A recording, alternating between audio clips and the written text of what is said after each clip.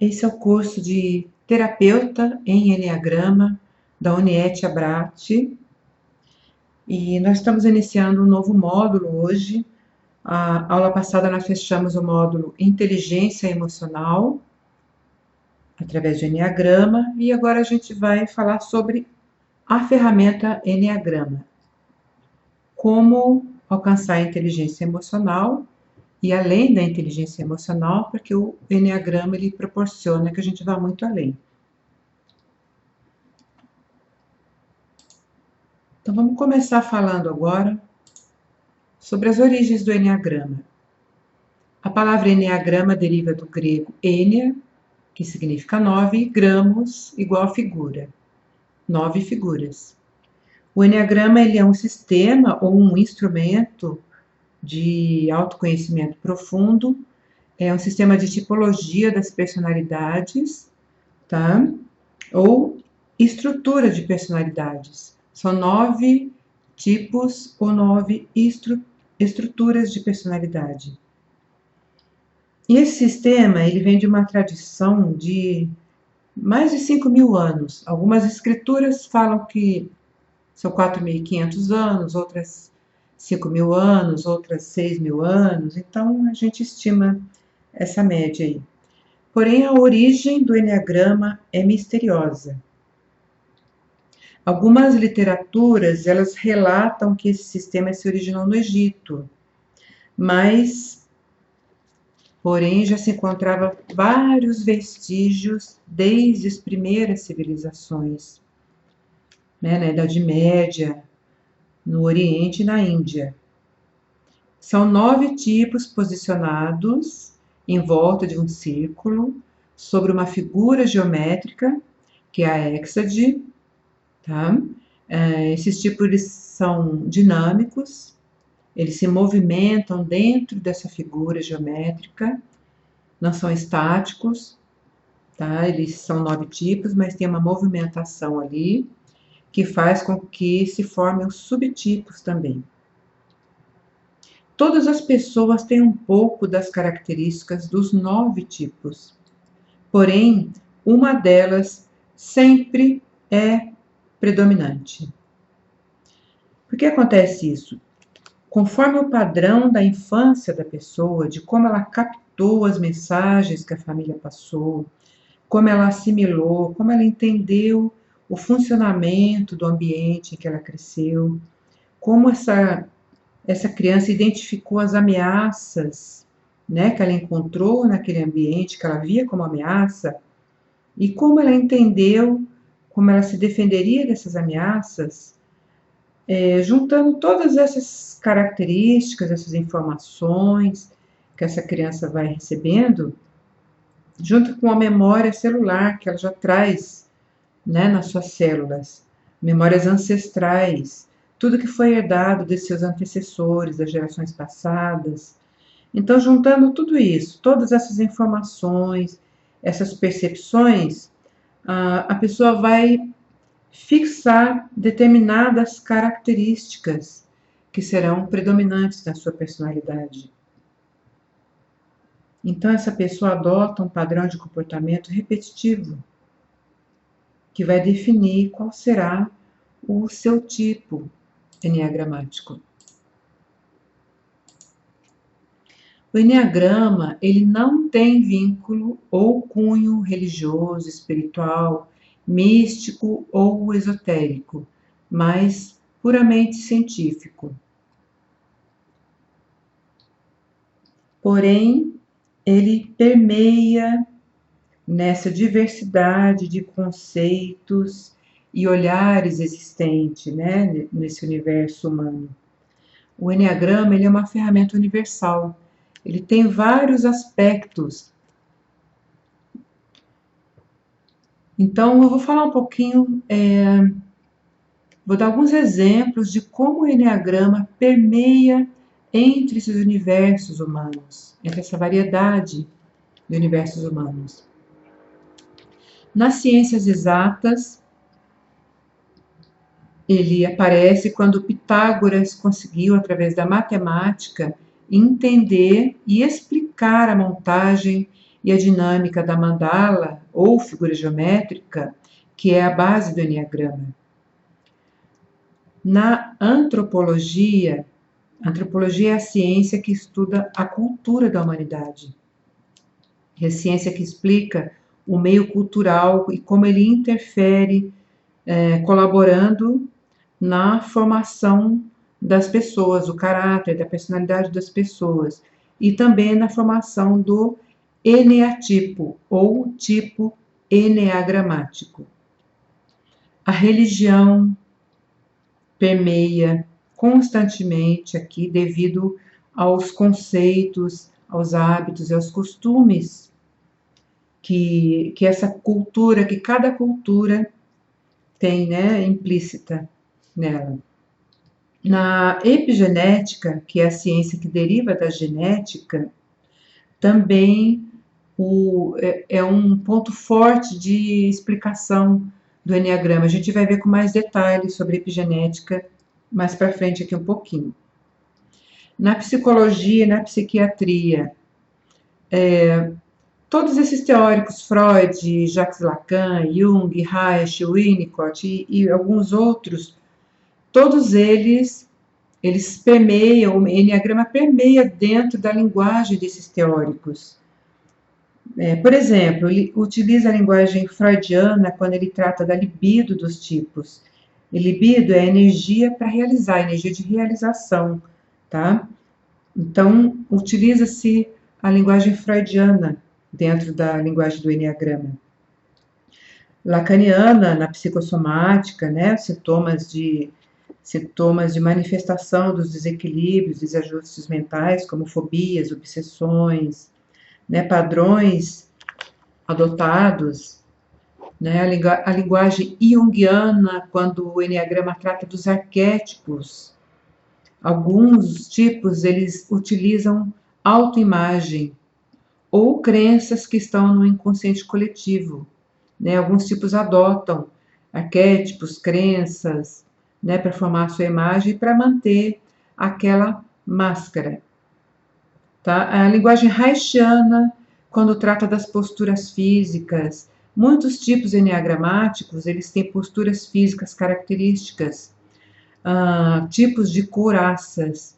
O que são couraças? Couraça é uma linguagem reichiana, uma linguagem de Reich, que fala sobre tensões físicas ou bloqueio muscular causada pela retenção de emoções acumuladas em algumas partes do corpo. Também usa a linguagem de Reich quando fala da atração de alguns tipos pela submissão, tá?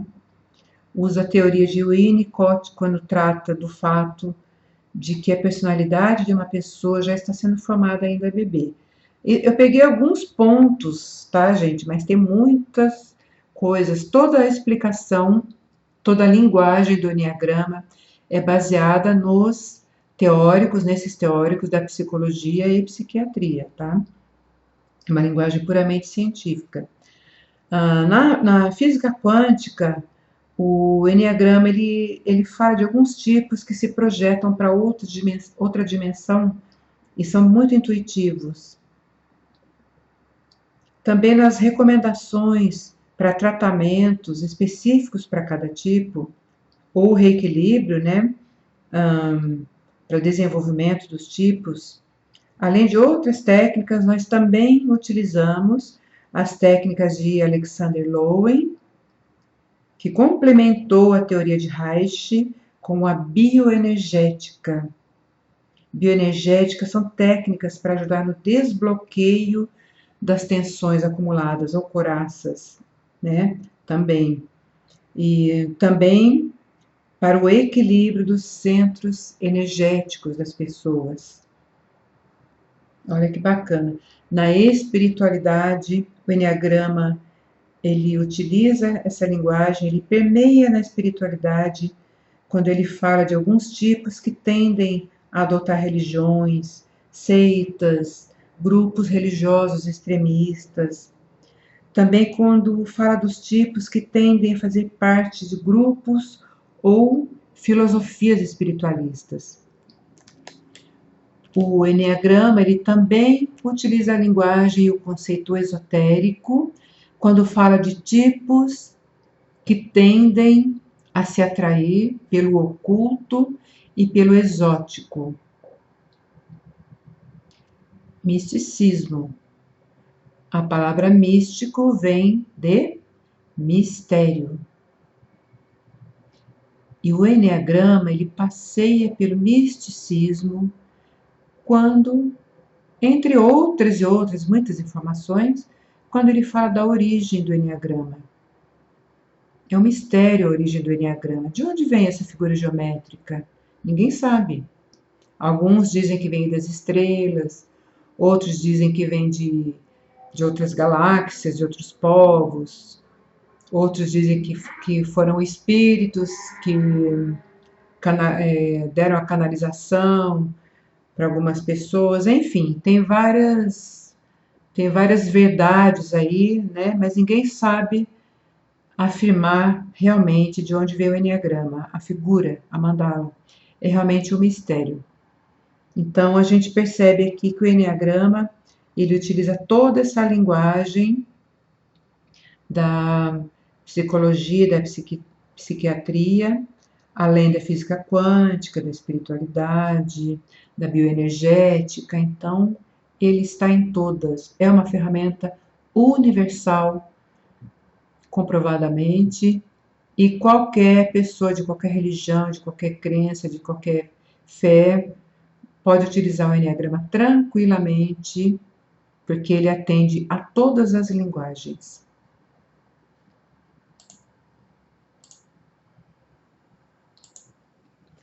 O Eneagrama, a mandala do Eneagrama, ela é composta pelas 3 leis matemáticas, ou 3 leis divinas, ou ainda pelas leis fundamentais. Algumas literaturas relatam que a lógica científica deduziu que o Eneagrama atual resulta da junção das 3 leis matemáticas, ou leis divinas, ou leis fundamentais, né? E elas vieram da sabedoria da antiguidade, sabedoria ancestral. E elas se juntaram, dando origem ao Eneagrama. Então, tanto a figura geométrica, quanto o conceito e a dinâmica do funcionamento do Eneagrama são baseados nas 3 leis matemáticas, ou 3 leis divinas, ou leis fundamentais. E essas leis ajudaram cientistas antigos a entender o funcionamento do universo, entender o movimento dos astros, os sistemas cíclicos, as tríades ou trindades e a dinâmica da interatividade e desse interrelacionamento de tudo. Tudo está interrelacionado, tudo se conversa entre si, inclusive o ser humano e a sua relação com tudo isso, né? Tudo interligado. Então, os cientistas antigos, eles perceberam como essa dinâmica ajudava a entender o movimento interno das pessoas também, entender as paixões e as emoções que movem as pessoas e toda a humanidade, né? Toda a humanidade é movida por paixões. Se não tiver paixões, se não tiver libido, que é a energia do movimento, não acontece nada, nada se movimenta. Então, a partir daí, foi percebido que cada pessoa é movida por uma das 9 paixões especificadas no Eneagrama. O fato de a pessoa estar fixada em uma das paixões e não em equilíbrio entre elas, faz com que essa pessoa se mantenha num círculo vicioso, cometendo sempre os mesmos erros característicos daquele vício, daquela paixão. Sempre os mesmos erros ou os mesmos pecados. Vamos falar sobre pecados? Vamos deixar de lado a interpretação religiosa de pecado e vamos falar do sentido, do significado original do pecado. O que é pecado? Pecar é se afastar da própria essência, se afastar do alvo, ou se afastar do fluxo energético original. O pecado, ele afasta o indivíduo da sua essência, do seu centro ou do fluxo energético original. Certo? Para fixar bem. Então, esse vício no pecado leva a pessoa a se prejudicar nos relacionamentos, se prejudicar profissionalmente, na saúde mental, na saúde emocional e física. Porque por mais que ela fale, não vou mais cometer esse mesmo erro, eu sei que eu estou errado, eu não posso continuar assim, porque senão eu vou atrapalhar tudo novamente, já percebi meu erro, não vou mais cometer isso. Quando essa pessoa percebe, ela está novamente cometendo o mesmo erro, em momentos de estresse, em momentos de tensão, de pressão, ela comete novamente o mesmo erro, porque é um vício nesse pecado. Isso não tem solução? Tem, claro que tem. O Enneagrama, ele permite entender como nós e as outras pessoas funcionamos. Permite conhecer os pontos fortes e os pontos frágeis de cada tipo enneagramático, ou seja, de todas as pessoas. O Enneagrama, ele permite a pessoa tomar consciência de quem ela é na sua essência. Porque nós, as pessoas, são muito mais do que a personalidade. Vamos entender um pouquinho sobre isso? Como assim são mais do que a personalidade? Personalidade vem de persona. Persona é igual a personagem, que é igual a máscara. Então, como é que é criada essa persona, esse personagem que a gente representa no dia a dia, que lá dentro do fundo do coração, do fundo da alma, só cada um sabe quem é de verdade. E ninguém é o que ele representa. Ninguém consegue ser a sua essência até encontrar um autoconhecimento profundo. Aí a coisa começa a ficar mais clara, mais fácil, e a gente começa a se reconhecer, entender definitivamente quem nós somos de verdade. Como que acontece isso, de adquirir esse personagem, essa persona, essa máscara? Lá na infância, a pessoa já adotou essa máscara. Por quê? Porque a criança, ela entendeu que essa máscara, esse personagem, seria necessário para ela poder sobreviver às ameaças que ela entendeu que existiam, que ela percebeu que existiam na vida, para facilitar a vida dela, para ela conseguir viver mais facilmente, passar pela vida com um pouco mais de tranquilidade, reagir aos desafios, conseguir vencer os desafios. Então a criança elege uma máscara. E esse padrão de comportamento que essa criança escolheu acaba por tornar esse adulto porque a criança ela cresce, ela adotou a máscara, a persona, e ela vai levar isso para o resto da vida. E esse adulto, ele se torna um escravo desse personagem, se torna um escravo dessa máscara. E essa pessoa vai seguindo em frente, todas as pessoas, né? Vão seguindo em frente, e nem percebe que está escravizado pelo aquele estereótipo que ela adotou. Que a sua essência verdadeira está prisioneira. E muitas vezes essa essência, ela começa a gritar, querendo aparecer, querendo viver, querendo se mostrar, querendo existir, querendo tomar o lugar dela, dessa essência. Então, tem alguns momentos que a pessoa se sente cansada de tudo, se sente vazia, sente que nada serve, nada satisfaz, falta alguma coisa, essa pessoa não sabe o que que é. Isso, para algumas pessoas, é somatizado em forma de depressão, de ansiedade, de pânico, de borderline, de várias outras, né, sintomáticas, patologias. Por quê? Porque a essência tá gritando que ela quer existir, ela quer fazer parte, ela quer se mostrar, e como não dá, porque existe a persona, né, impedindo que isso aconteça, acontece esse tipo de somatização.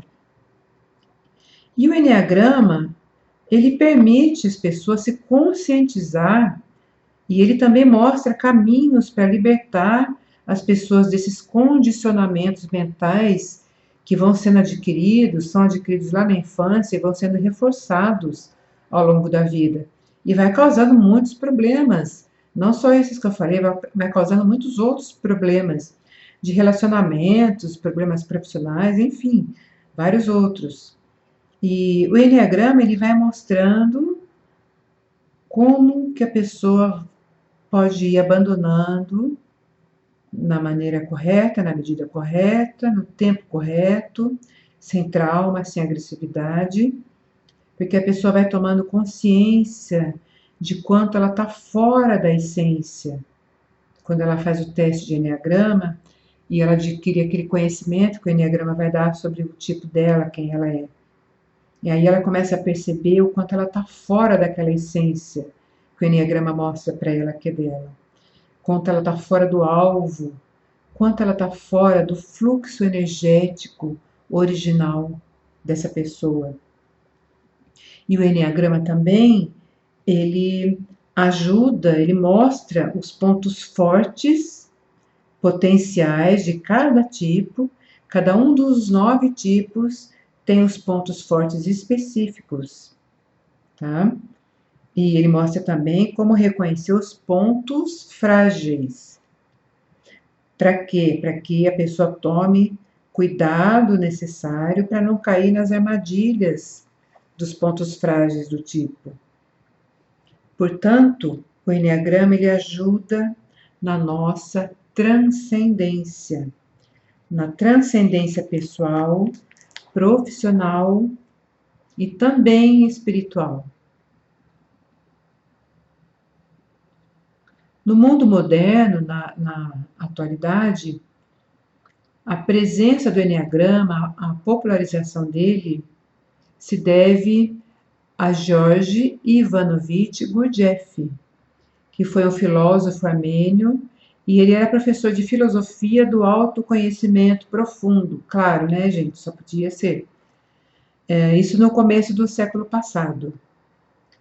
E somente a partir da década de 70, em 1970, é que o Enneagrama ele foi adaptado pelos psiquiatras, o Dr.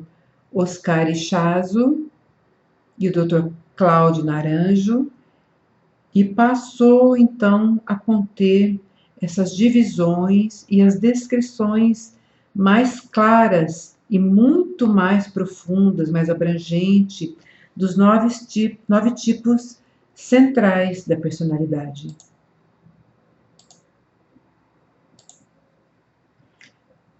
Aplicações do Enneagrama. Atualmente, o Enneagrama ele é largamente utilizado nas áreas de psicologia, medicina, teatro, cinema, educação e em algumas linhas também de crescimento espiritual. Ele ajuda na transcendência, né? Crescimento espiritual. Ele permite ao indivíduo se enxergar e se reconhecer além daquela máscara, tanto ele quanto as pessoas que convivem com ele, as pessoas com as quais ele vai encontrar ao longo da vida. E especificamente esse curso é formador de terapeutas em Enneagrama. Esse curso ele é para as pessoas utilizarem a terapia do Enneagrama em consultórios, em empresas, em vários, é uma infinidade, né, de locais que pode se utilizar a terapia do Eneagrama. Eu, particularmente, no meu consultório de psicoterapia, depois que eu comecei a aplicar essa ferramenta Eneagrama, o tempo de tratamento dos clientes abreviou bastante, diminuiu muito. E o autoconhecimento dos clientes, ele ficou muito mais abrangente. E, consequentemente, os clientes ficaram muito mais satisfeitos, porque é muito rápido. O Eneagrama, ele dá um autoconhecimento muito profundo que nenhuma outra ferramenta que eu conheço, pelo menos, não dá esse autoconhecimento. Já passei por várias e me apaixonei pelo Eneagrama por causa disso, porque não tem outra ferramenta que vá tão profundo, tão abrangente como o Eneagrama. Então, o cliente, muito rapidamente, ele começa a se conhecer, se autoconhecer profundamente, e ele fica sabendo quais são os seus potenciais, quais são as suas fragilidades, qual o seu potencial patológico, isso é importantíssimo, que tipo de pessoas são mais legais assim, para ele conviver, para ele se relacionar. A pessoa fica sabendo como se relacionar com outras pessoas, começa a entender como que os outros funcionam, por que funcionam daquela forma. A partir desse momento que a pessoa faz o Eneagrama e toma conhecimento dessa ferramenta, ela para de julgar as outras pessoas, ela para de se aborrecer tanto, com tanta coisa, porque o Eneagrama ele traz a compreensão de que cada pessoa é de uma forma diferente e por que as pessoas são dessa forma. Acabou o julgamento a partir daí, acabou a rincha, acabou aquele mau humor, acabou um monte de coisas negativas. A mente expande, o universo se expande, o universo do relacionamento se expande depois do Eneagrama. Nos negócios, nas empresas, né, o Eneagrama ele se tornou um poderoso sistema de aplicação organizacional, com ampla validação científica, claro. E ele é utilizado em todo o mundo por centenas de empresas. Nas empresas, gente, o grande desafio dos líderes é conseguir alcançar e desenvolver o potencial total dos colaboradores, reconhecer os talentos de cada um, para poder explorar o talento, né? E quando a gente aplica o Eneagrama nas empresas, todo mundo sai ganhando. O colaborador, ele sai ganhando porque ele começa a ter o autoconhecimento profundo que ele precisa, vai melhorar toda a vida dele, vai melhorar a qualidade de vida dele dentro da casa dele, ele começa a compreender a esposa ou o marido, os filhos, os parentes, todo o vínculo, do vínculo dele, ele começa a compreender como que cada um funciona, começa a identificar. O relacionamento, ele fica muito mais suave, mais tranquilo, mais leve. A empresa sai ganhando porque ela já pode, através do Eneagrama, identificar qual é o potencial daquele colaborador. E, de repente, ele não está dando o seu melhor, porque ninguém conhece o potencial e o talento dele. Ele pode estar num posto que não é adequado para ele. Ele pode não estar rendendo tanto quanto ele deveria. E se ele não está no posto adequado para ele também não vai estar feliz. E um colaborador feliz, obviamente que o resultado do trabalho dele é inferior ao que seria se ele estivesse no local em que ele estivesse trabalhando conforme o seu talento, né? E rendendo muito mais, tendo uma qualidade de vida melhor. Então, quando reconhece, através do Eneagrama, o potencial do colaborador, o talento, ele vai conseguir dar o seu melhor. Ele vai se sentir valorizado, o trabalho flui mais facilmente, mais rapidamente, com mais qualidade, ele tem mais qualidade de vida, o ambiente de trabalho automaticamente se torna melhor, o sistema como um todo se torna mais saudável e o retorno para a empresa, que foi quem investiu nisso, é extremamente superior, claro, né? Na liderança, o Enneagrama ele ajuda o líder a entender o liderado também. E ele passa a saber como motivar esse líder. Porque cada tipo é motivado de uma forma diferente. Para cada tipo, a comunicação tem que ser diferente. Para você alcançar o tipo, você tem que entender quem ele é para você utilizar a linguagem dele, para você acessar a mente dele e o coração dele também. O Enneagrama ele ajuda a resolver conflitos. Coisas que até então os líderes, né, é um desafio muito grande para os líderes resolver conflitos.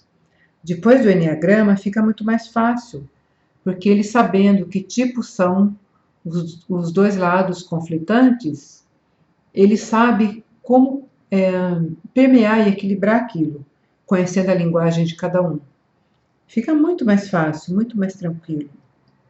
Então, o Enneagrama ele possibilita que esse líder ele trabalhe com muito mais eficácia com a sua equipe e, obviamente, o resultado é o melhor desempenho para toda a equipe. Então, o Enneagrama ele pode ser utilizado em várias situações e departamentos da empresa, como RH, comunicação, gestão de conflitos, coaching, todos os tipos de coaching, né? Tomada de decisão, desenvolvimento de lideranças, vendas, negociações, entre muitos outros. Por exemplo, eu vou dar poucos exemplos aqui. Para o RH, na hora da contratação, complementando os testes psicotécnicos, nem todos os locais têm, né? O Enneagrama ele vai mostrar a personalidade do candidato para ver se ele é adequado àquele cargo.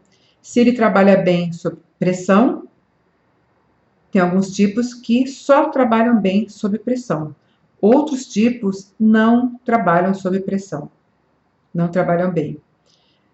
Vai saber se aquela pessoa tem boa criatividade, se ela tem autocontrole, se ela é boa no planejamento, como ela lida com os conflitos, com a hierarquia, né? Tem pessoas que ela não tem criatividade, então ela tem um outro lado dela que precisa ser aproveitado, é o lado da execução. E se a pessoa que tem muita criatividade for colocada lá no lado da simples execução, não vai dar certo, porque ela vai ficar insatisfeita, ela vai reclamar de tudo, porque ela vai ver coisas com a criatividade dela que poderiam ser alteradas, modificadas, e ela não tem oportunidade. Enfim, coisas desse tipo que os líderes sabem como que é. Na comunicação, tem tipos que são mais comunicativos, outros não. Esses não, eles são mais focados, mais concentrados, e eles caem muito bem, né, nas tarefas de planejamento e algumas outras mais também. Na gestão de conflitos, nós já falamos, e acho que assim por diante. Vamos lá. Vamos falar um pouquinho agora, uma explicação brevíssima mesmo, tá? Uma explanaçãozinha sobre os tipos, só para dar uma ideia. O tipo 1 é aquele ali, né, que tá o lápis. Olha só a aparência dele. Tipo 1 é cheio de princípios, organizado, perfeccionista, punitivo, autopunitivo também, muito crítico. Tipo 1, ele precisa de tudo muito claro. Ele é objetivo e ele gosta de objetividade. Ele não tolera pessoas que não são objetivas, que são prolixas. É difícil para o tipo 1. Ele precisa de tudo certinho. O tipo 1 ele tem padrões de exigência muito elevados, tanto para ele como para os outros. Então, o tipo 1, ele é sempre muito bem comportado, civilizado, segue as normas, as regras, as leis, e ele não gosta de quem não segue, não se sente bem. O tipo 1, ele tem dificuldade de ser espontâneo. Claro, ele segue todas as regras, todas as normas, todas as leis. Ele não vai poder ser espontâneo. Ele é aquela pessoa engessadinha, mais durinha, mais contida. E ele percebe o mundo em termos de certo ou errado. Não tem mais ou menos para ele. Ou é 8 ou 80. Por que ele é assim? Porque na infância, o tipo 1 ele aprendeu que ele conseguiria o amor e a atenção dos pais, ou quem criou, né? Seguindo as regras, sendo bem comportado, sendo correto, vivendo dentro da lei, seguindo todos os padrões, e com isso sufocando e ignorando as suas emoções. Esse é um resumo resumidíssimo do tipo 1. Vamos para o tipo 2. Essa menininha é a Felícia, que ela fica atrás desse coelhinho aí, querendo dar amor e carinho para ele. E ele não aguenta mais ela, mas ela não se toca, ela quer porque quer. Então, são pessoas que são amigáveis, o tipo 2 ele é carismático, atrativo, atraente. É aquele tipo de pessoa doce, simpática, que todo mundo gosta de conhecer. São bons amigos, são muito queridos onde eles vivem, nos meios em que eles vivem. O tipo 2 ele tem uma capacidade de perceber, de captar os problemas alheios. Se preocupam muito com as pessoas, com o próximo, e cada um de uma forma particular. Porque o tipo 2 ele quer sempre agradar as pessoas. Por que o tipo 2 é assim? Porque na infância ele aprendeu que ele só conseguiria o amor e a atenção dos pais sendo bonzinho, prestativo, estando disponível o tempo todo e fazendo de conta que ele não tem problema nenhum, que só os outros têm. Agora vamos no tipo 3. Tipo 3 são aquelas pessoas apaixonadas pela vida, são os workaholic, né? Está na moda esse termo agora, a pessoa que trabalha e ganha muito dinheiro e não tem vida própria praticamente. Eles são apaixonados pelas conquistas, pelo trabalho. Eles precisam sempre ter um bom desempenho para ter vanglória. O que é vanglória? Glória vã. Glória vã, o que é? É uma glória que não dura nada. É um estouro e acabou. Por isso que o tipo 3 ele precisa de conquistas uma atrás da outra. Porque aquele momento da glória dura pouco. Ele viveu aquela intensidade daquela conquista e passou aquela emoção, dá aquele pico de energia, de adrenalina, de alegria, felicidade pela conquista. Passou um pouquinho, já não serve mais. Ele já vai correr atrás de outro momento de glória e outro e outro. E ele passa a vida correndo atrás dos momentos de glória. Passa a vida correndo atrás de alguma coisa que nem ele sabe o que é, porque quando ele conquista, passa um pouquinho e ele fala, não era isso, eu vou procurar outra coisa, talvez eu encontre. E o tipo 3, ele aparenta muita autoconfiança, por isso eles são muito invejados por todos os outros tipos que são inseguros.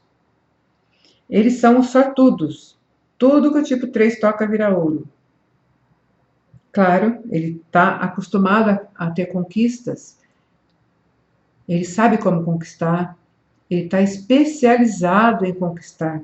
Então, ele só vai no que ele já está treinado, que ele percebe que ali vai ter glória para ele, que ele vai vencer. Então, ele já tem o faro para isso, de tão treinado que ele está. E, frequentemente, eles têm talentos superiores à média. Por que eles são assim? Porque na infância eles entenderam e aprenderam, né, que para obter admiração dos pais tinha que ser através de seus feitos, das suas conquistas, da sua capacidade, e não pelo que eles eram na essência.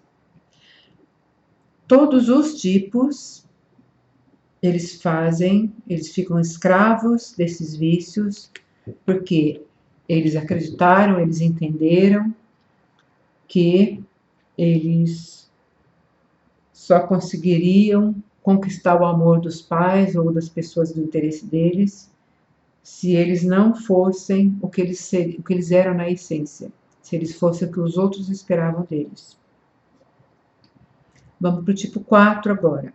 Tipo 4 é essa hiena aqui, o Hard, que ele passa a vida falando, ó dor, ó vida, ó azar. O tipo 4, ele tem a autoestima muito baixa. E ele está sempre se comparando com o outro. E nessa comparação, ele sempre se acha inferior. E isso causa nele uma inveja do outro.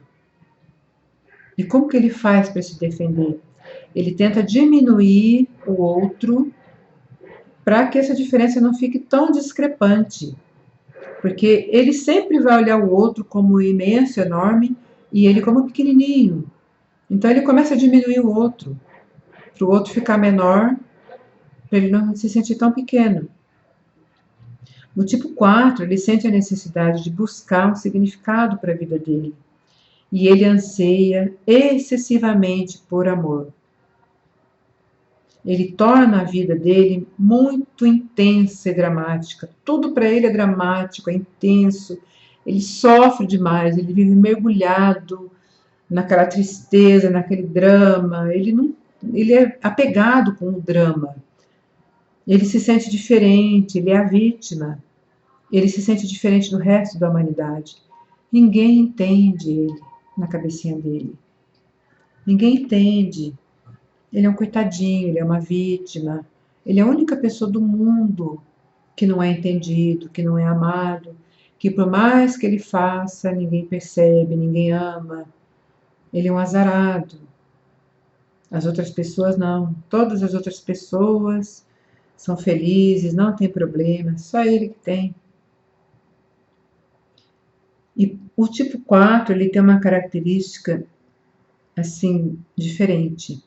O que as outras pessoas consideram mórbido, eles valorizam como profundo e autêntico. O tipo 4 é sensível, criativo e muito profundo. Profundo demais até, por isso que ele está sempre, patinando e não sai dessa situação. Por mais que você jogue a corda para ele agarrar a corda e sair daquela lama que ele está patinando, ele não quer sair, porque ele se sente bem ficando ali para poder ficar no papel de vítima. Isso inconsciente, tá, gente? E eu tô falando, é claro, de maneiras, assim, estereótipos extremamente exagerados dos tipos, para poder dar uma compreensão melhor, tá? Claro que nem todos os tipo 4 são tão mórbidos desse jeito, né? Ele depende muito de como que ele está equilibrado emocionalmente, do nível de desenvolvimento que a gente vai falar mais para frente um pouco. E por que o tipo 4 é dessa forma? Porque na infância eles se sentiram rejeitados, ou foram rejeitados mesmo. Eles podem ter perdido a mãe ou o pai, e isso não foi trabalhado, não foi assimilado corretamente por essa criança. Porque por ignorância mesmo, por falta de conhecimento, não foi feito o adulto responsável, ou os adultos responsáveis não tinham conhecimento suficiente para fazer um trabalho adequado para essa criança entender essa perda, trabalhar essa perda da maneira correta, para tirar aquele vazio que fica dentro do peito dessa criança, ressignificar aquilo, preencher aquele vazio, fazer a criança, um trabalho para a criança entender exatamente o que aconteceu e ela sair daquele vazio em que ela ficou presa, que faz com que hoje essa pessoa seja desse jeito, deprimida, né, profunda dessa forma. Ela ficou presa lá naquele momento, naquela situação. Vamos agora para o tipo 5. Olha aqui a corujinha, uma pilha de livros. Já falou tudo, né? Tipo 5 são reservados, desapegados. Eles tendem a parecer intelectuais, concentrados, objetivos e frios. Aparentam também ser inacessíveis e autossuficientes. Os tipos 5, eles sentem necessidade de retenção, de acumulação de bens, às vezes, né? Nem sempre, mas eles sentem necessidade principalmente de acumular conhecimento. Internamente, o tipo 5 ele é perfeccionista. Ele precisa ficar sozinho para ele poder pensar, refletir, sem ninguém ficar atrapalhando, entrando ali no mundo mental dele. O tipo 5 ele costuma ficar revivendo sentimentos, e analisando e observando. Então eles apreciam a leitura, amam livros. Por quê? Porque eles são curiosos. Tipo 5 ele quer entender tudo nos mínimos detalhes. E ele tem dificuldade de interagir com os outros. Porque, olha, até agora a gente está no tipo 5. Olha quanto que são diferentes esses tipos. E cada um desses aqui são extremamente diferentes. Nesse aspecto primário que a gente está falando aqui. Por que o tipo 5 é dessa forma? Porque na infância, novamente, eles entenderam e aprenderam que eles deveriam ficar retirados no seu mundo secreto, para não incomodar as pessoas. Eles entenderam que eles precisavam acumular muito conhecimento para poder enfrentar as dificuldades que podiam acontecer futuramente. Vamos agora para o tipo 7, para o tipo 6, aliás, né? Tipo 6 é esse aqui, ó. Eles costumam fazer parte de ONGs, né, de grupos. Tipo 6 é uma pessoa muito leal, trabalhadora, uma pessoa cautelosa. Tipo 6 é pensador criativo. Ele desconfia da autoridade e das autoridades. E a tendência é sempre contestar as autoridades. Mas o tipo 6, inconscientemente, ele espera desesperadamente encontrar um líder confiável que ele não precise contestar. Ou seja, ele busca alguém de confiança que possa orientar o tipo 6. Alguém em quem ele possa se apoiar. Porque ele não tem orientação interior. Tipo 6, eles têm necessidade de segurança. E geralmente eles são muito desconfiados e tomam precauções contra qualquer ameaça. Eles farejaram a ameaça, eles já começam a se defender. Pode ser real, percebida, ou pode ser imaginária. E o tipo 6, ele tem um faro para a ameaça que nenhum outro tipo tem. Ele fica afiado em perceber a ameaça nos ambientes. Eles questionam as próprias decisões deles, os tipos 6.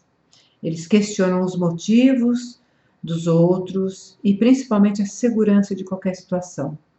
Por que eles são assim? Porque na infância, o tipo 6, ele foi traído pelos pais ou quem cuidava deles. A leitura que eles fizeram foi de traição, em vários aspectos. Ou a mãe teve um irmãozinho e ele foi traído pela mãe. Ou a separação não foi legal. Vários outros aspectos. Então, o tipo 6, ele trouxe da infância um pensamento inconsciente assim. Se os meus pais, que são as figuras que eu mais deveria confiar, que são aqueles que mais deveriam me dar apoio, me traíram, ou me traiu, imagina o resto do mundo, então, o que vai fazer comigo? Por isso que o tipo 6 é assim. Agora vamos para o tipo 7, que é o GR, aquele ratinho que é uma pestinha, ele não deixa, né, o Tom, que é o gato, ficar em paz. Ele vive provocando o Tom, vive criando armadilha. Para quê? Só para se divertir. Ele não tem objetivo nenhum. Ele quer passar o dia e noite se divertindo, se divertindo. E o Tom, que se lasque, né? Ele quer se divertir. Então, o tipo 7, ele é otimista, alegre, aventureiro, guloso. Guloso em todos os aspectos, não só guloso de comida. Tudo ele quer demais, exageradamente. O tipo 7, ele se diverte compulsivamente, igual o Jerry faz, o ratinho. Para ele não basta sacanear com o gato uma vez só. Tem que passar o dia inteiro sacaneando. É um vício mesmo, né? Então, o tipo 7, eles tendem a ser pessoas encantadoras, muito imaginativas. Assumem um monte de compromisso ao mesmo tempo e não conseguem cumprir todos. Eles vão assumindo, assumindo, assumindo, cumpre só o que dá e não se importam muito de dar satisfação para os outros com os quais eles não cumpriram o compromisso, não. O que importa é eles estarem bem, se divertindo. O tipo 7 ele é muito manipulador. Os limites do tipo 7 vai depender do conjunto de valores que ele formou. Não importa o que os outros pensem, o que os outros sintam, o que os outros achem, se vai prejudicar o outro ou não, para ele tanto faz. Os valores são dele. Se atender os valores dele, não há limites. Por que o tipo 7 é assim? Na infância, geralmente, o tipo 7 ele teve bastante liberdade de expressão, de ousadia, mas eles também aprenderam que eles não deveriam ter sentimentos ruins, que não deveriam ter emoções ruins, não deveria existir esse lado ruim da vida e deles próprios. Eles entenderam que a alegria, a vida é só alegria e curtição. Foi isso que o tipo 7 aprendeu da vida, tá? Que ele não deveria ter medo, dores, traumas, nada disso. Tudo alegria. Então, o que ele trouxe para essa vida adulta? Ele não consegue acessar os seus medos, suas dores, não sabe lidar com a parte triste da vida.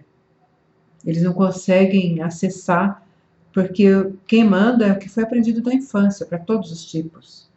Se lá na infância o que foi aprendido é que não existe, não se deve acessar, é um tabu, então ele não vai acessar enquanto adulto. Ele vai se divertir, embora o mundo esteja acabando, ele não percebe, tá? A menos que ele leve um choque muito forte, aí ele vai entrar em contato com essa realidade.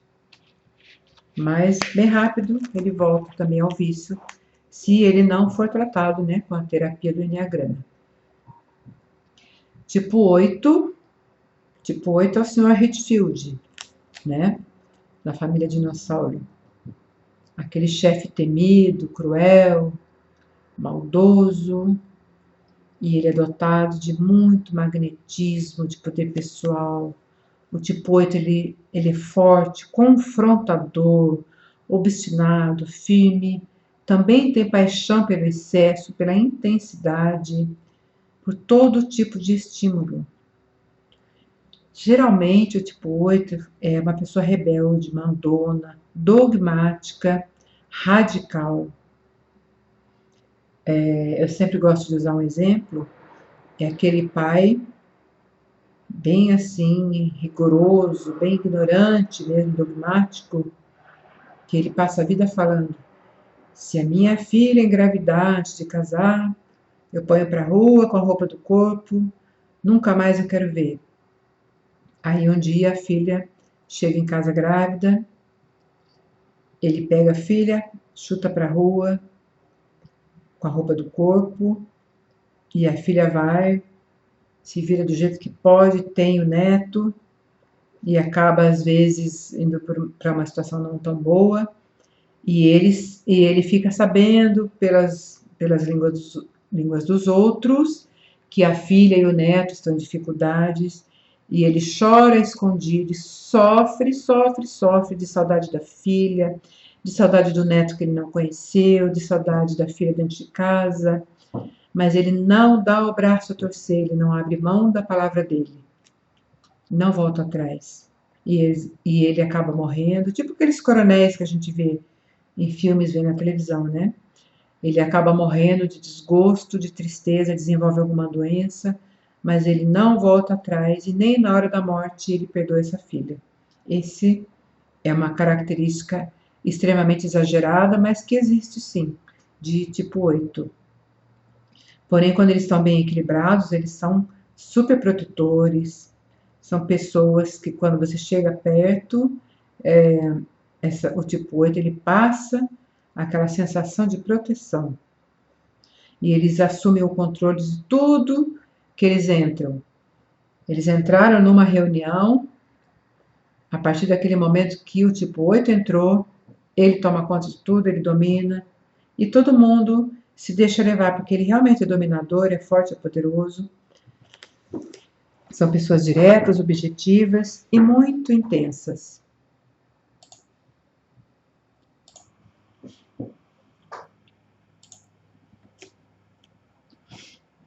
Por que o tipo 8 é assim?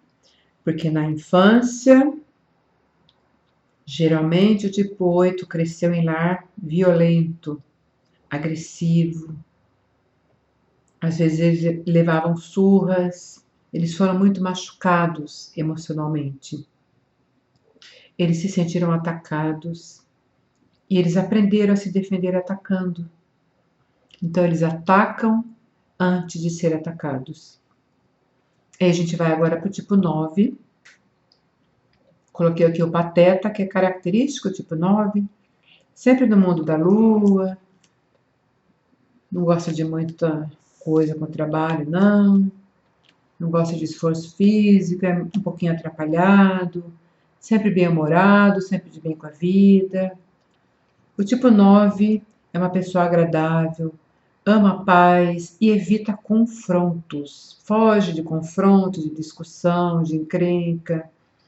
Normalmente, tipo 9 é uma pessoa calorosa, tolerante, acomodada e nada competitiva.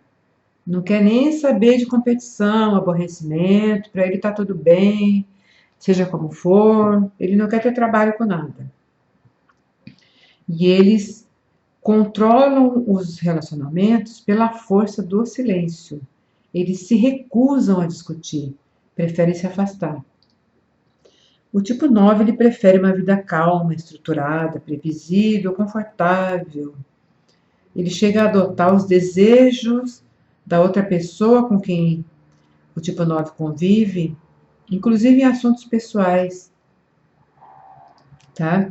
Porque eles acham difícil saber o que eles mesmos pensam e sentem. Então, eles pegam o desejo, o pensamento, o sentimento do outro. Porque nem ele sabe quem ele é, o que ele quer, o que ele pode, o que ele não pode. Por que o tipo 9 é assim? Porque na infância, eles podem, né, um dos aspectos, ele pode ter aprendido que ele deveria ser quase invisível dentro daquele lar, para não causar problema.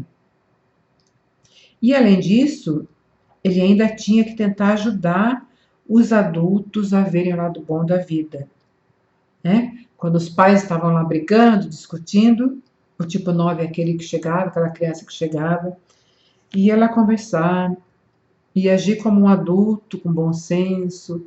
Para quê? Para diminuir o estresse daquele lar, o conflito daquele lar, porque ele tinha muito medo de se colocar e de reclamar alguma coisa e ele acabar sendo mais ignorado ainda do que ele já era. Ele tinha medo de perder os pais. Vamos entender mais um pouquinho sobre a formação dos eneatipos.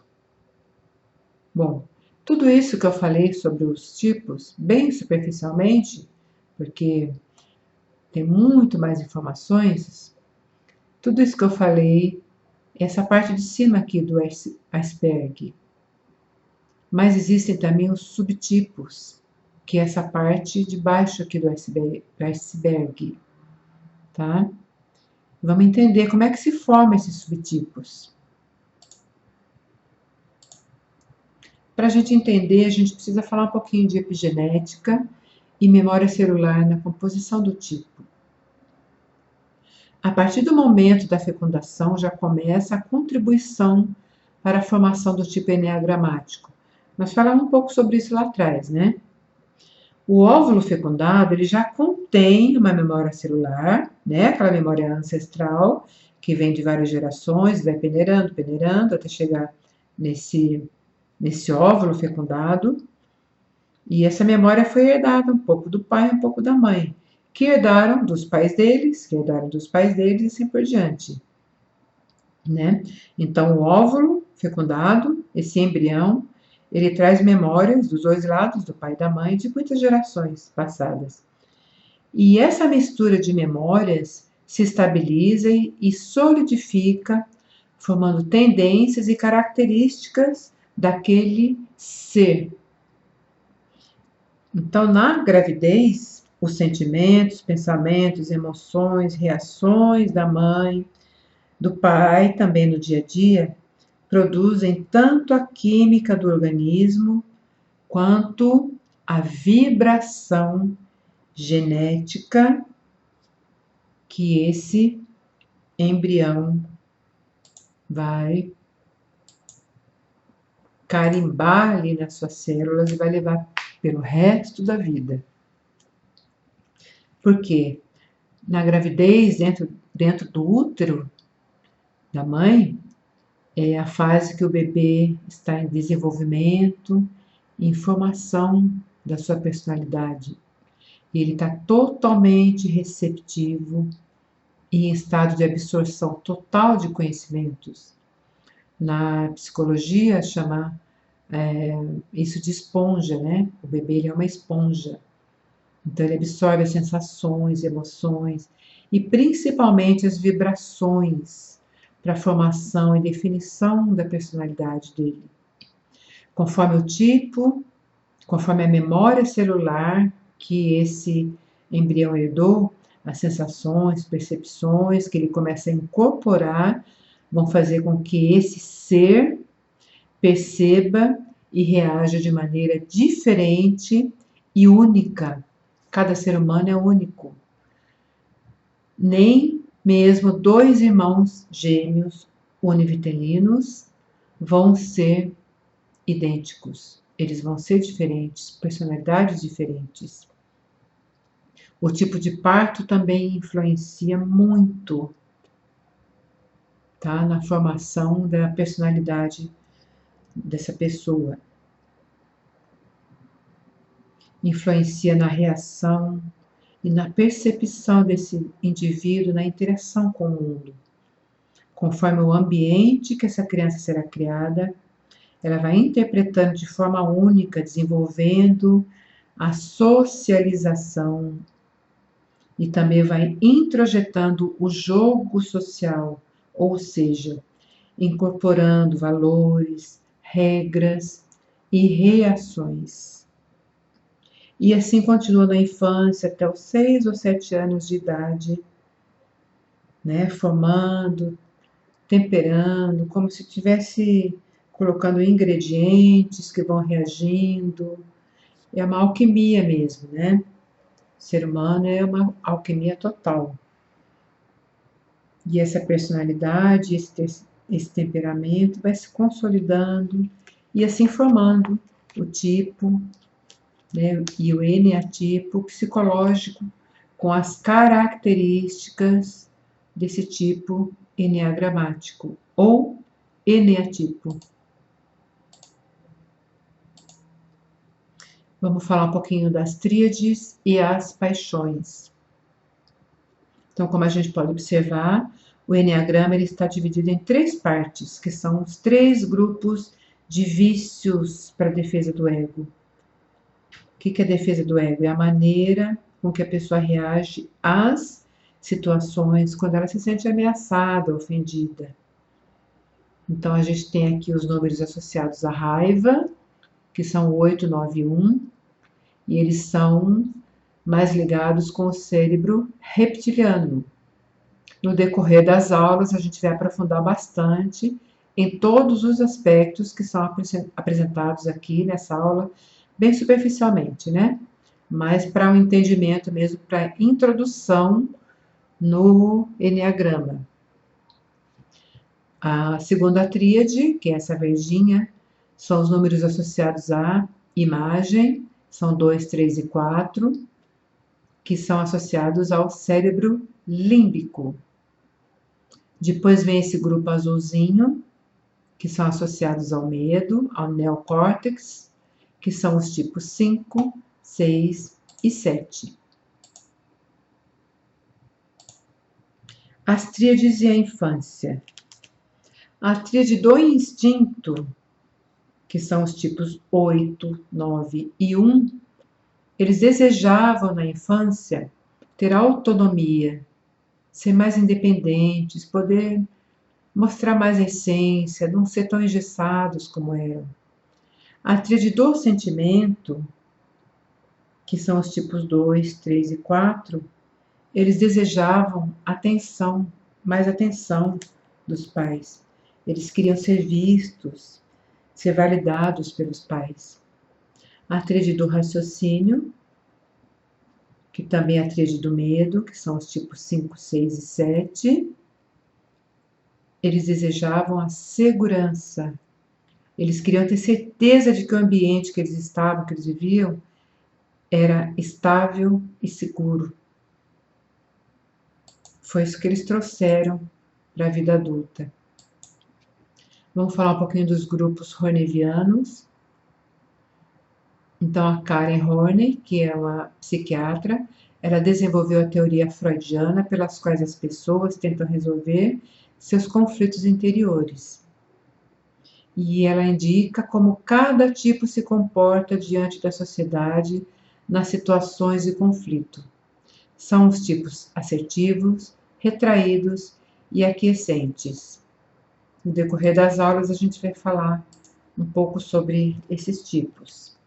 A gente não utiliza muito esses grupos hornevianos nesse curso aqui especificamente. Vamos falar um pouco sobre os grupos harmônicos. Aqui, gente, é o pulo do gato do Eneagrama.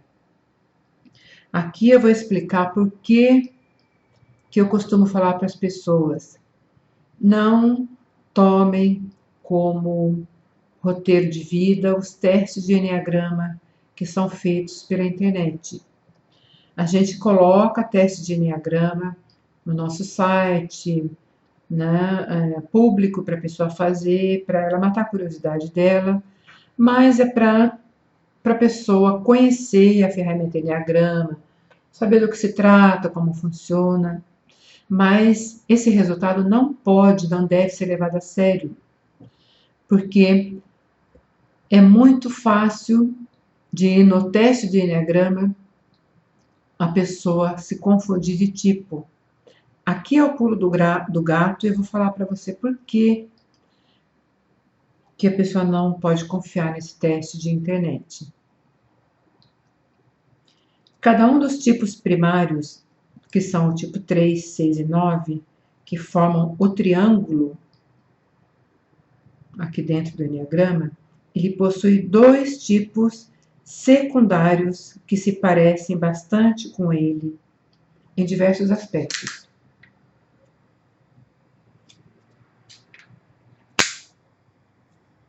Então, as pessoas muitas vezes se identificam erroneamente devido a essas similaridades.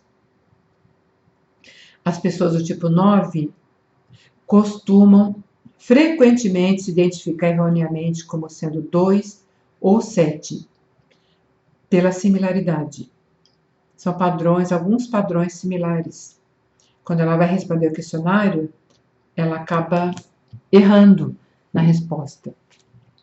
Pessoas do tipo 6 constantemente erram, se classificando como pertencente ao tipo 4 ou 8. Porque na hora de responder é a mesma coisa, na hora de responder ela acaba se confundindo e responde errado. No tipo 3, pode errar, se confundir como tipo 1 ou 5. Então, dentro desse curso, a gente vai explorar bastante isso daqui e os nossos testes de alta performance desse curso não deixa que a pessoa se confunda.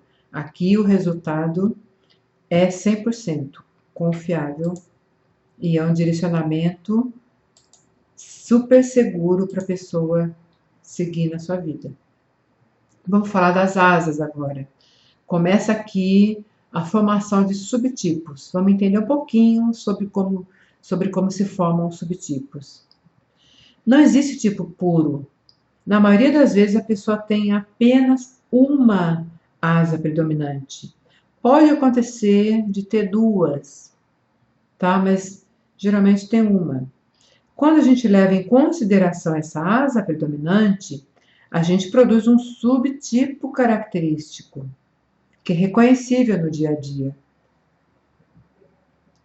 Por exemplo, observando as pessoas do tipo 1, a gente vê que tem um tipo em cada lado, né? Suponhamos que seja uma asa. Suponhamos que o tipo 1 esteja abrindo os braços, formando duas asas, uma de cada lado. Então, o tipo 1, ele pode ter asa 9 e também ele pode ter asa 2, tá? Essas asas vão dar características, vão formar um subtipo, né? E vão dar características bem peculiares. O tipo 1 com asa 9, ele é bem diferente do tipo 1 com asa 2, tá? Mais um exemplo aqui. O tipo 2, ele pode ter asa 1 e ele pode ter asa 3. O tipo 3, ele pode ter asa 2, pode ter asa 4. Então, por aí a gente vê, né? Ficou fácil de entender como que funcionam as asas. Essas combinações entre os tipos e asas produz 18 subtipos.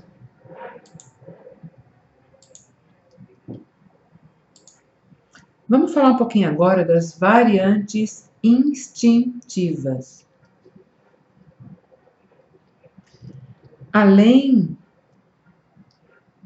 de tudo isso, ainda tem, né, além dos subtipos fornecidos pelas asas, cada eneatipo possui 3 variantes instintivas, que indicam as diferentes áreas onde se concentram os interesses particulares de cada tipo. O que as variantes instintivas indicam? Elas indicam quais foram os 3 instintos básicos que foram mais distorcidos na infância dessa pessoa, acarretando esses comportamentos característicos que eu falei um pouquinho sobre eles, né? A variante instintiva de uma pessoa também representa o campo onde essa pessoa mais vai ter problemas na vida. A gente já viu que todos nós temos um pouco das características dos 9 tipos, mas a gente também tem um pouco de cada uma dessas variantes instintivas. Porém, da mesma forma, uma delas sempre predomina. Vamos falar um pouquinho da variante autopreservacionista. São pessoas que se preocupam em obter e manter a segurança e o conforto físico. Pessoas que gostam de se alimentar bem, se vestir bem, de ter uma casa confortável, cuidar bem da saúde e do dinheiro, né? Porque sem ele nada disso é possível. Pessoas da variante social, elas tendem a ter uma vida social muito ativa, gostam de participar muito de reuniões, de festas, pertencer a grupos, E os da variante sexual são pessoas que buscam contato intenso com tudo. Não necessariamente sexual, tá, gente? Mas qualquer situação que traga uma carga mais intensa. Essas são as variantes que cada subtipo ainda pode estar. Vamos falar agora sobre os níveis de desenvolvimento de cada tipo. É praticamente impossível a gente fazer uma generalização de cada tipo, sem levar em conta os níveis de desenvolvimento. A dimensão horizontal descreve as características dos tipos, né? Tipos e subtipos. Mas, para ser completo, todo o sistema também tem que levar em conta esse elemento vertical. E aqui ele é feito através desses níveis de desenvolvimento. Tem pessoas nas quais o nível de funcionamento é muito alto. Pessoas que estão bem equilibradas, né? Aparentemente bem equilibradas. Ou seja, pessoas que estão mais resolvidas dentro do seu tipo, pessoas abertas, estáveis, que lidam bem com o estresse dentro das características do tipo. Outras já não, já estão mais complicadas, elas já estão mais perto dos potenciais patológicos do seu tipo. São pessoas mais bloqueadas, pessoas que não conseguem reagir bem ao estresse.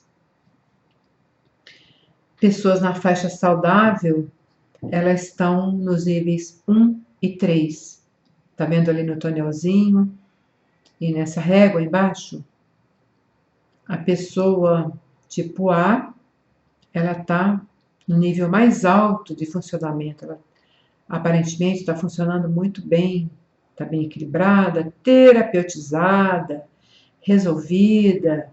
É aquela pessoa que já passou pela terapia do Enneagrama, que já conhece a sua essência, seus pontos fortes, seus pontos frágeis, que já fez todo aquele trabalho que é bom para o tipo dela, que já se compreendeu, já se resolveu. Então, ela está nesses níveis aqui, 1, 2 e 3. Na faixa média, essa pessoa está entre os níveis 4 a 6. Ela está mais ou menos, ela está bem resolvida, um pouco mais trabalhada, mas ela ainda tem algumas coisas, né, que precisam ser resolvidas. Alguns momentos ela cai lá para os níveis mais baixos e tudo mais. Na faixa não saudável, que é dos níveis 7 a 9, essa parte de baixo aqui, vermelha, né? São as pessoas que representam comportamentos patológicos do seu tipo. Elas estão desestruturadas, elas estão nos comportamentos patológicos do tipo. Agora, cada tipo, ele tem as faixas mais adequadas para ele. Nem todo tipo, ele está totalmente bem no nível 1, por exemplo. Ele pode estar melhor no nível 4, 5, tá? Nos mais baixos, não. Para todos é prejudicial. Seguindo mais em frente, as tendências rumo à integração, ou seja, tendências ao equilíbrio e ao desequilíbrio, tendência à saúde e tendência à doença. Vamos pegar o exemplo aqui do tipo 1. O tipo 1 percebe que a seta, a linha que liga o tipo 1 ao 4, ela tem uma seta inversa do tipo 4. Ou seja, essa seta inversa significa que o tipo 1, quando ele está doente, ele está acessando características do tipo 4, características negativas, ruins, doentias do tipo 4. Ou seja, a setinha está inversa. Não é bom para ele acessar características do tipo 4. Quando ele olha para o 4, a setinha fala para ele, não olha aqui não, volta para lá. Aqui não é bom para você. Então, o tipo 1, quando ele está depressivo, doente, julgador, excessivamente crítico, ele está acessando características ruins do tipo 4. A setinha inversa, não olha para cá. Mas quando ele está bem, quando ele já passou pela terapia do Enneagrama, quando ele está saudável, tranquilo, já se resolveu, ele está, olha a direção do fluxo positivo aqui para ele. A setinha está apontando o tipo 7. Então, nesse caso, ele está acessando características positivas do tipo 7. Ficou fácil de compreender assim, né? O tipo 5, por exemplo, vamos pegar aqui, não é bom para ele acessar o tipo 7, mas é bom para ele acessar o tipo 8, ou seja, quando ele está indo rumo à integração, se integrando, melhorando como pessoa, ele está acessando características positivas do tipo 8. Se ele estiver mal no aspecto doentio, é porque ele está acessando características negativas do tipo 7. Vamos seguir mais em frente.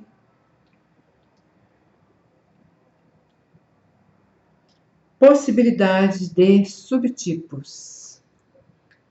Basicamente, as possibilidades são 9 tipos, 2 asas, 3 variantes instintivas, ou seja, 9 vezes 2 vezes 3, 54 subtipos. Mas ainda, se a gente olhar verticalmente, são mais 9 possibilidades de níveis de saúde mental e emocional, também espiritual.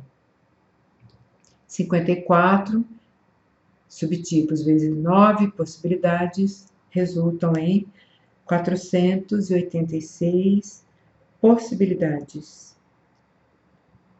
Tá?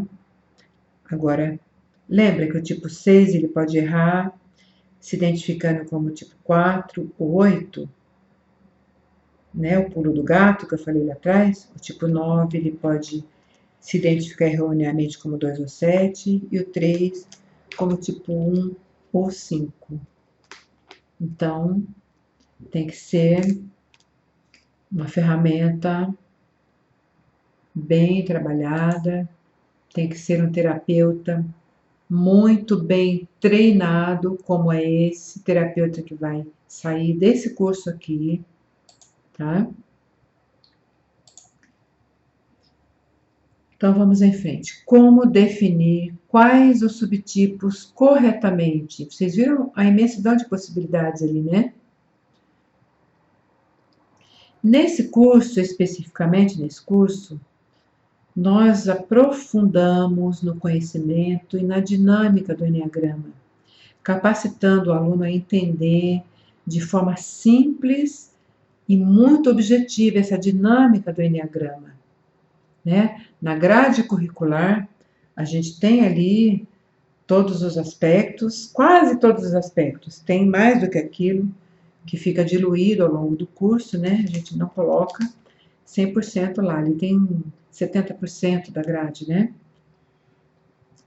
Dentro desse curso, a gente tem os testes de alta performance, né? Vocês, alunos, né, que já estão de posse do material, vocês já conhecem esses testes de alta performance, né? E aqui vocês estão, estou dando uma geral para vocês, apenas introduzindo essa ferramenta, né? Introduzindo vocês nessa ferramenta. Então, esses testes de alta performance, eles são eficazmente aplicados em consultórios, empresas, consultorias empresariais, muitas outras finalidades, tá? A gente tem ferramentas de alta performance para análise e definição correta do subtipo e nível de desenvolvimento, tá? Outra pergunta. Após o reconhecimento, como alcançar os níveis mais saudáveis? Essas perguntas são perguntas que foram feitas para mim, por isso que eu coloquei aqui. Nesse curso, a gente fornece a ferramenta para exercícios e práticas de reprogramação mental e de desenvolvimento específicos para cada tipo, tá? Aqui é personalizado, não é aquele padrão geral, aquela panaceia que serve para todo mundo, não. É personalizado, cada tipo é um tipo de exercício, de práticas e terapias, práticas terapêuticas diferentes para reprogramação mental. Por quê? Porque cada tipo ele precisa de um tipo de reprogramação mental diferente. A reprogramação mental do tipo 1 não é a mesma do que a reprogramação para o tipo 6, por exemplo, é diferente. Tá? Tratamentos naturais para cada tipo também está dentro do conteúdo desse curso aqui. A próxima etapa do curso, a gente já está montando, né? Eu já estou montando aí o Enneagrama no mapa astrológico, muito interessante. É um outro aspecto, né, da utilização do ferramenta Enneagrama, extremamente eficaz também.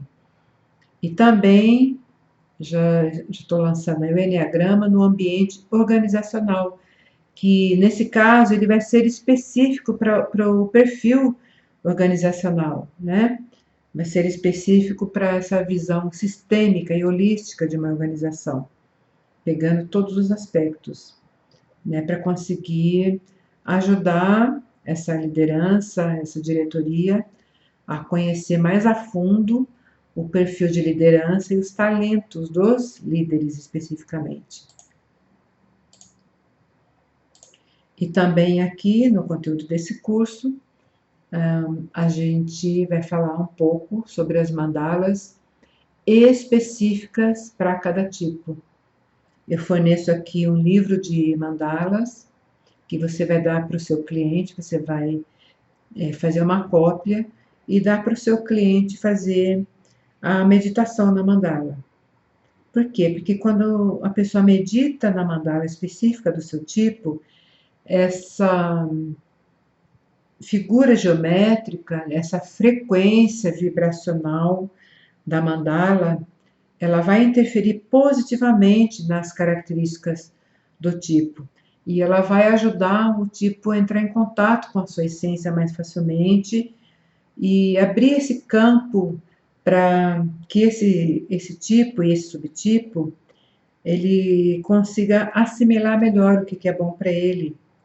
E a mandala, ela interfere nas ondas cerebrais, auxiliando no reequilíbrio de cada tipo.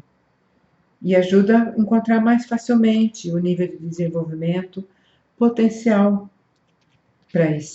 para cada tipo. Ok?